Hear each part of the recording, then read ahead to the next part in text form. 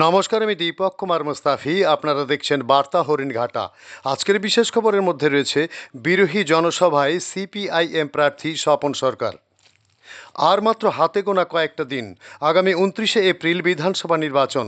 আগামী নির্বাচনকে কেন্দ্র করে প্রতিটি দলীয় কর্মীরা পথসভা জনসমাবেশ করে চলেছেন বিভিন্ন বুথ কেন্দ্রগুলি ও বাজারগুলিতে। গতকাল বিরোধী বাজারে ভোট প্রচার করে গেলেন সিপিআইএম প্রার্থী স্বপন সরকার। উপস্থিত ছিলেন সর্বভারতীয় মহিলা সমিতির সভাপতি কণিকা ঘোষ। রিপোর্ট বার্তা হরিণঘাটা। ধর্মের মা, আমি খাবার চেয়েছি, কি অপরাধ করেছি যে বাবার দু চোখের জল অঝরে পড়ছে? ওর মা বলল, মা তোমার বাবার আর চাকরি নেই, আমাদের সংসার চলে না, তাই তো তোমার বাবা খাবার আনতে পারিনি। ওই বাচ্চা এই কথা শোনার সঙ্গে সঙ্গে ছোট্ট বাচ্চা ওর বাবার কাছে গিয়ে বলছে, বাবা আমি তো জানতাম না, আমি আর কোনোদিন তোমার কাছে খাবার চাইবো না। তবে ওই বাচ্চা সেই দিন থেকে প্রতিজ্ঞা করলো, এই সরকারকে উপড়ে ফেলে দিতে হবে, এরা ক্ষমতায় থাকা চলে না। ওই বাচ্চা সেদিন থেকে প্রতিজ্ঞা করা শুরু করেছে। আজকে পশ্চিমবাংলার মানুষ প্রতিজ্ঞা করছে যে এই সরকার রাখা যাবে না। আর একটা কথা বলি, এই যে ওয়াকফ বিল আছে না, ওয়াকফ যেটা বিল মুসলিমদের, ওখানে দিল্লি তারা কোথায় আন্দোলন করবে? কলকাতার রাজপথে তারা আন্দোলন করছে, খেয়ে না খেয়ে আন্দোলন করছে। আর আমাদের এই রাজ্যের মুখ্যমন্ত্রী বলছেন এখানে ওয়াকফ বোর্ডের বিল নিয়ে কোনো আন্দোলন করা যাবে না। আমি যেমন ভালো তেমন খারাপ, আমি যদি খেপে যাই আমার মতন ভয়ঙ্কর আর কোনো মুখ্যমন্ত্রী হবে না। কোথায় যাবে সংখ্যালঘু ভাইয়েরা আন্দোলন কোথায় করবে? এটা হয়, এটা হতে পারে? গরিব মানুষ, পশ্চিমবাংলায় খেটে খাওয়া মানুষ, এখানে কাজ নেই, ভিন রাজ্যে কাজে যাচ্ছে, অসহায় একটা ছোট্ট বাচ্চাকে সংসার ফেলে রেখে যদি কোনো লোক বাইরে কাজে যায় তার মধ্যে কত যন্ত্রণা থাকে। কেউ তো সহজে যেতে চায় না। ছোট্ট বাচ্চার পড়াশোনা করার জন্য, সংসার চালানোর জন্য যখন ভিন রাজ্যে কাজে যাচ্ছে, বিজেপি শাসিত রাজ্যে যতগুলো লোক পরিযায়ী শ্রমিক কাজে গেছে, গরিব মানুষ কাজে গেছে, বিজেপি শাসিত রাজ্যে কাজে যাওয়ার ফলে এখানকার বাংলা ভাষী মানুষ যারা কাজে গেছে তাদেরকে বাংলাদেশি তকমা দিয়ে জেলে ভরেছে ওই বিজেপি রাজ্যগুলোকে। সেই বিজেপিকে ভোট। বাংলার পরিযায়ী শ্রমিকরা যখন কাজে যাচ্ছে তাদেরকে বাংলা ভাষী বাংলায় কথা বলে, আর এই বাংলায় কথা বলার অপরাধে বাংলা ভাষীকে বাংলাদেশি তকমা দিচ্ছে। এই তো বিজেপি। এটা হয় কোনদিন হতে পারে? তাই তো পশ্চিমবাংলার মানুষ আজকে বুঝেছে যে না, এই সরকারকে রাখা নেই, এই বিজেপিকে ভোট নেই, তৃণমূলকেও ভোট নেই। তাই তো বলছেন যে পশ্চিমবাংলায় এবার বিধানসভা সামনে, ভোট 29 তারিখে আপনারা ভোট দিতে যাবেন। তাই সেই ভোটে পশ্চিমবাংলার মানুষ বলছেন no vote for BJP, no vote for Trinamool. এবার সব ভোট কাস্তে হাতুড়ি তারা, হরিণঘাটায় কাস্তে হাতুড়ি তারায় সব ভোট। আগামী 29 তারিখে সকাল সকাল যাবেন, কাস্তে হাতুড়ি তারা চিহ্নে ভোট দেবেন। দেখবেন 29 তারিখের পরে 4 তারিখে যখন ভোট গণনা হবে তখন দেখবেন পশ্চিমবাংলায় আবার নতুন করে সিপিআইএম বামপন্থী আইএসএফ এর জোট সরকার পশ্চিমবাংলায় গঠন হবে। এবং পশ্চিমবাংলায় যে সরকার গঠন হবে গরিব মানুষের সরকার, গরিব মানুষের সঙ্গে থাকবে, গরিব মানুষকে নিয়ে চলবে। সেই সরকার গঠন করার জন্য আপনারা বদ্ধপরিকর হন এবং যাতে সিপিআইএম হরিণঘাটায় জিততে পারে, কাস্তে হাতুড়ি তারা সেই চিহ্নে ভোট দিয়ে সকাল সকাল ভোট দিয়ে জয়যুক্ত করবেন।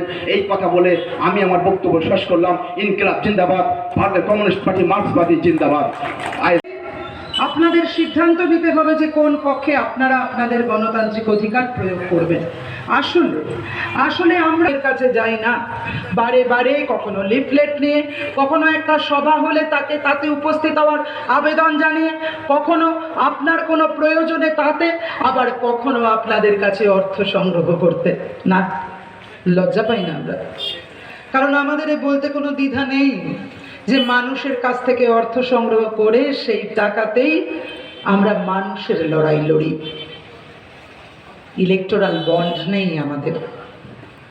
তৃণমূল বিজেপি যারা সবচেয়ে বেশি ইলেকটোরাল বন্ড পেয়েছিল, তাই দলের প্রথম দলটার নাম বিজেপি, আর দ্বিতীয় দলটা একটা রাজ্যের হলেও তার নাম তৃণমূল।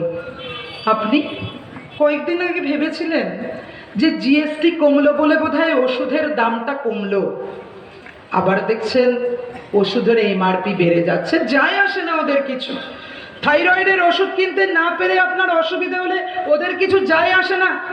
সুগারের ওষুধ আপনি কিনতে না পেরে অসুস্থ হয়ে গেলে ওদের কিছু যায় আসে না, কারণ ওদের ইলেকটোরাল বন্ড দরকার।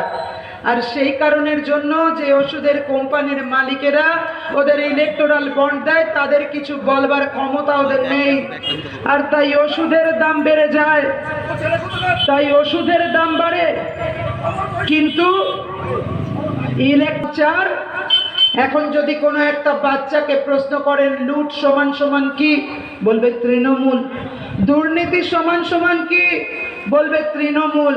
আর আপনি ভাবছেন এখন এই হরিণঘাটাতে দাঁড়িয়ে আপনি অনেক দিন ধরে লুট দেখলেন তৃণমূলের, অনেক দিন ধরে দুর্নীতি দেখলেন কাজ পাচ্ছে না মানুষ, কারণ 26,000 নিয়োগে দুর্নীতি। চক ডাস্টার নিয়ে যাদের ক্লাসে যাওয়ার কথা তারা রাস্তায় বৈশাখের রোদে, আসলে অনেকে সাদা খাতা জমা দিয়ে কাজ পেয়েছিল। তাই আপনি দেখছেন তৃণমূল কাজ দিতে পারছে না, আপনি দেখছেন তৃণমূল লুট করছে। আপনি ভাবছেন এই তৃণমূলকে সরিয়ে বিজেপি আছে সরকারে, তাই বিজেপিকে এবার আনতে হবে, কারণ বিজেপিও দেখছেন বড় বড় বিজ্ঞাপন পাল্টানো দরকার। তাই বিজেপি সরকার বড় বড় বিজ্ঞাপন দিচ্ছে বিজেপি, 15 দিনের মধ্যে নিরাপত্তা দিয়ে দেবে মেয়েদের। দুয়ারে যাচ্ছি এবং মানুষের আশীর্বাদ চাইছি, যাতে কাস্তাতুর তাড়াতাড়ি ভোট দিয়ে বিপুল ভোটে আমাকে জয়যুক্ত করে। 34 বছর বামফ্রন্টের অপশাসন বলে তৃণমূল কংগ্রেস বলুন, বিজেপি বলুন, বিরোধী পক্ষীরা। আজকে 34 বছর পর মমতা বন্দ্যোপাধ্যায় সরকার ছিল 15 বছর, জগদ্দলকে হটিয়ে বলে ওরা এসছে, ওদের সম্বন্ধে কি বলবেন?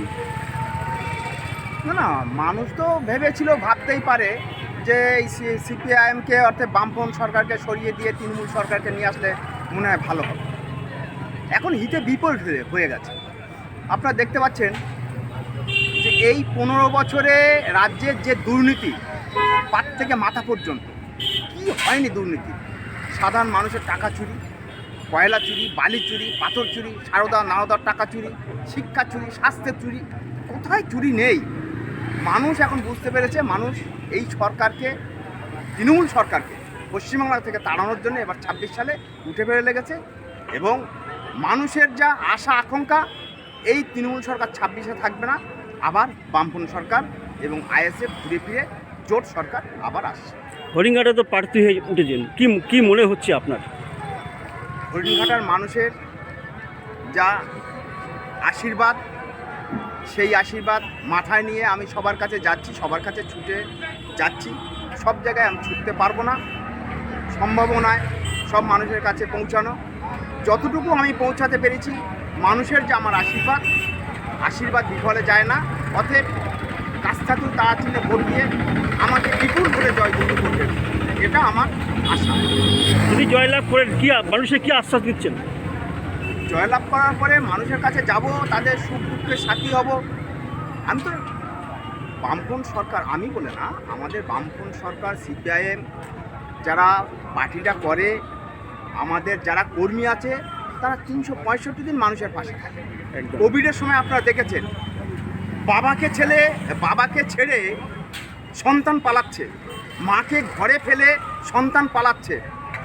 আমরা যারা ভলেন্টিয়ার্স ছিলাম কোভিডের সময়, আমাদের বামপন্থী কর্মীরা কাঁধে কাঁধ মিলিয়ে মানুষের কাছে যেভাবে গেছে, তাদের খাবার পৌঁছে দেওয়া, ওষুধ পৌঁছে দেওয়া, অক্সিজেন পৌঁছে দেওয়া কোনো রাজনৈতিক দল করেনি। একমাত্র আমাদের বামপন্থী সিপিআইএম যারা ছিলেন, তারাই কাঁধে কাঁধ মিলিয়ে মানুষের কাছে গিয়েছেন। মানুষ তো এটা বুঝতে পারবে না। ভোট কিভাবে চাচ্ছেন? ভোট চাইছি, বামফ্রন্ট সরকারকেও দেখেছে, তৃণমূল সরকারকেও দেখছে, কেন্দ্রে বিজেপি সরকারকেও দেখছে মানুষ। অতএব কেন্দ্রে আছে ডাকাত আর রাজ্যে আছে চোর।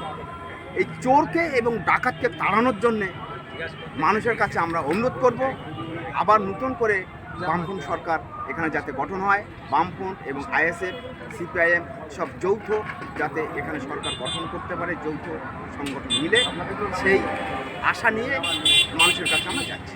নাম পরিচয় একটু। আমার নাম স্বপন কুমার সরকার, ভারতের কমিউনিস্ট পার্টি মার্ক্সবাদী হরিণঘাটা এরিয়া কমিটির সম্পাদক। ধন্যবাদ।